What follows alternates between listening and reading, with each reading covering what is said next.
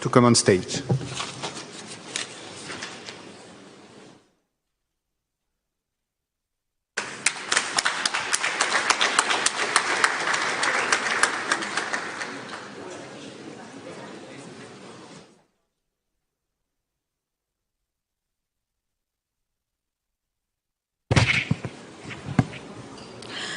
Bismillahirrahmanirrahim. The Chair, Excellencies, distinguished participants, ladies and gentlemen, Assalamu alaikum and good afternoon to you all. I appreciate this opportunity to join you all for this plenary session. The climate crisis requires us to work on a sustainable and transformed food system. We must identify what needs to be done without further delay. Food security is now related to climate justice. We witness increased temperature, prolonged droughts, massive floods, and variable rainfalls in different parts of the world. In Bangladesh, our coastal lands are experiencing sea level rise and salinity intrusion with adverse effects on rice production. We also see decline in arable land every year due to river erosion, urbanization, industrial growth, and other factors. Immediately after our independence in 1971, our father of the nation, Bangabandhu Sheikh Mujibur Rahman, called for a green revolution. The time has come again for a climate-smart, agri-food revolution. We need to apply both nature-positive solutions and advanced technologies to transform the sector.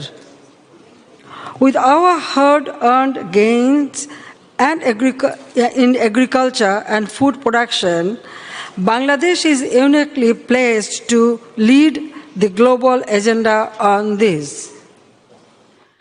I am touched that the COP28 President-designate invited me last week to personally champion the issue.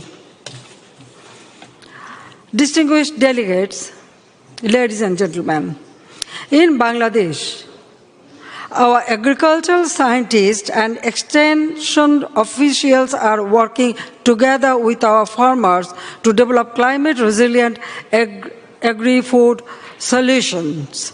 Our government has significantly increased the budget and capacity of our agriculture universities and research institutions.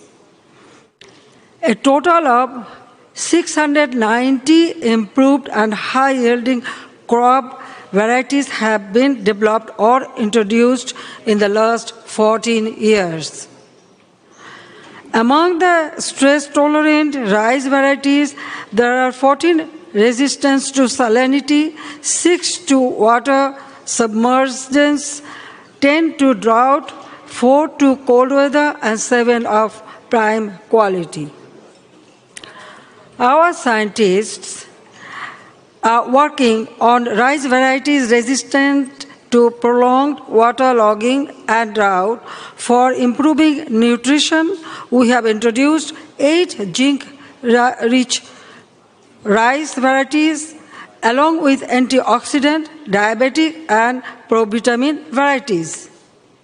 Our government is providing incentives and support for promoting floating agriculture, rooftop agriculture, kitchen gardens, hydroponic and aeroponic agriculture.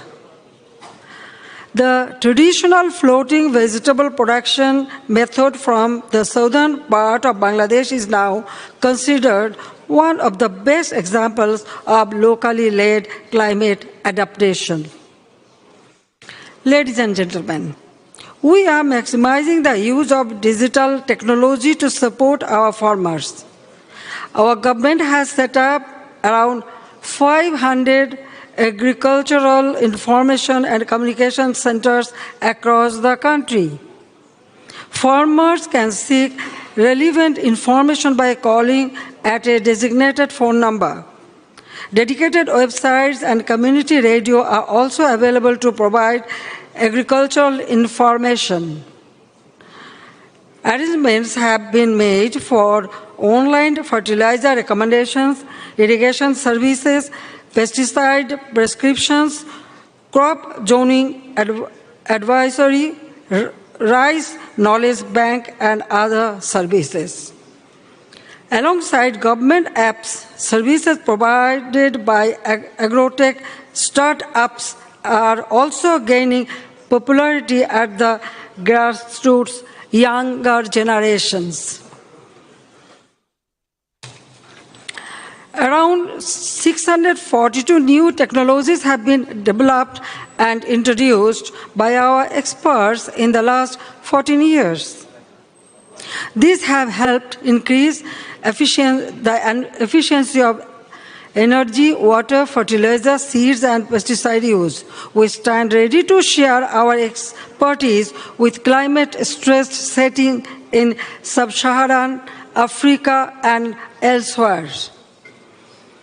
Distinguished guests, the modern agri-food supply chain has emerged as one of the biggest contributors to global greenhouse gas emissions.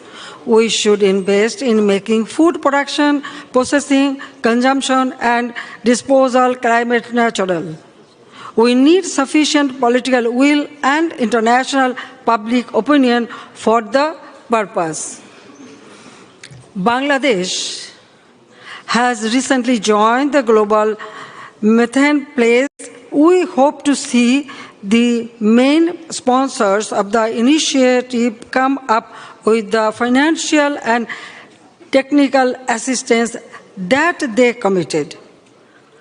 Our government is following the developments around the proposed International Biofuels Alliance by G20. We are encouraging the use of solar power for irrigation even by our smallholder farmers. We need access to cost-effective technologies for precision agriculture, low-emission livestock, and waste management. I invite foreign investment for sustainable deep-sea fishing in our maritime areas in the Bay of Bengal. Ladies and gentlemen, I would like to conclude by making 5 proposals. First, transforming food systems should be considered a priority for climate financing by developed countries with due attention to climate adaptive agri-food system. Second, the UN Food System Coordination Hub needs to scale up knowledge management by promoting interdisciplinary collaboration in research and innovations. Third, the private sector needs to be actively engaged in promoting climate-positive solutions to food and fertilizer needs to low- and middle-income countries.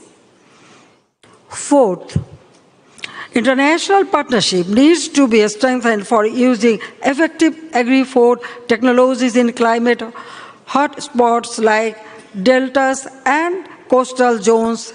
And fifth, we need to activate the Coalition for Climate Resilient Food Systems that Bangladesh agreed to co-lead during the UN Food Systems Summit in 2021.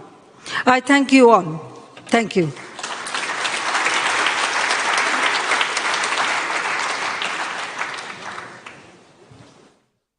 Thank you, Your Excellency. I welcome now on stage Her Excellency Fiame Naomi Matafa, Prime Minister and Minister of Foreign Affairs of Samoa.